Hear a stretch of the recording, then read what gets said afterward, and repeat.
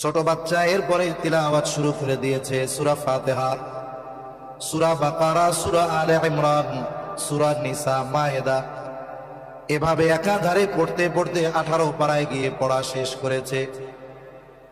ওস্তাদ মাকে উদ্দেশ্য করে বলে, আপনি আপনার সন্তানকে এনেছেন আলিফ বা তাসা শেখানোর জন্য, আপনার ছেলে দেখি 18 পারা আমাকে শোনায় দিল, আপনি কি হাফেজা?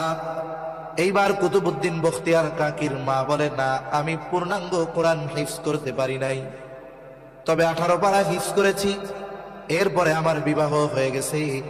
বলে, আপনি কি আপনার সন্তানকে কোরআন পড়া শিখিয়েছেন নাকি? বলে, না। কি করছেন? বলে, আমি তাকে শিখাই নাই, তবে আমি তাকে কোরআন শুনিয়েছি।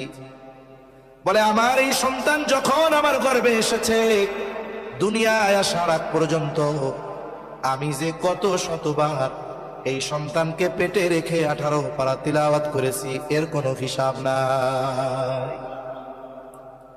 ব্যতিক্রম হলো এই জামানার, যখন কোন মায়ের গর্ভে সন্তান আসে, আগের মতো সে নড়াচড়া করতে পারবে না, বাহিরে যেতে পারবে না, ডাক্তার রেস্টে থাকতে বলেছে। এইবার কি করে? স্বামীর কাছে বলে, স্বামী, আমি তো 8-9 মাস জেলখানায় থাকবো গৃহবন্দির মতো, একাকী সময় কাটানো আমার জন্য বড় কঠিন। এক কাজ করেন, এখন আমার একটা আপনি টাচ ফোন কিনা দেন।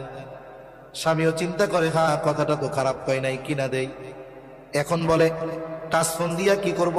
এটা তো মরা, যদি ইন্টারনেট না থাকে, একটা ইন্টারনেটের সিম কিনা দেন। এইবার একটা ইন্টারনেটের সিম কিনে দিল।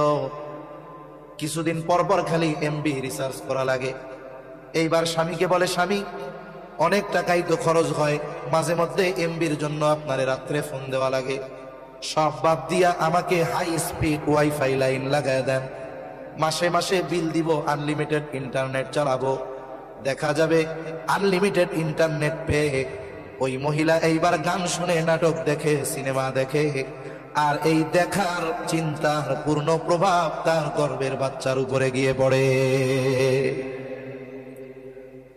কুতুবউদ্দিন বখতিয়ার কাকির মা বলে, আমি আমার সন্তান পেটে নিয়ে কতবার যে এই 18 পারা তিলাওয়াত করেছি, তার কোনো হিসাব নাই। এই জন্য কি হয়? বলে, মোবাইল দেখে যেই মা ওর সন্তান যখন দুনিয়ায় আসছে কান্নাকাটি করে, ওইটা 2 দিন বয়সের হোক আর 3 দিন বয়সের হোক, ওর সামনে নিয়ে মোবাইলটা চালায়া দিবেন, কান্না করার সময় চ্যালেঞ্জ দিলাম, কান্না থেমে যাবে। কেন? বলে, ওকে তো পেটের মধ্যে থেকেই মোবাইল মিস্টার বানায় নিয়ে আসছেন, এই জন্য এর প্রভাব তার অন্তরের মধ্যে, কানের মধ্যে গেছে আওয়াজ, এর প্রভাবটা তার মধ্যে পড়েছে।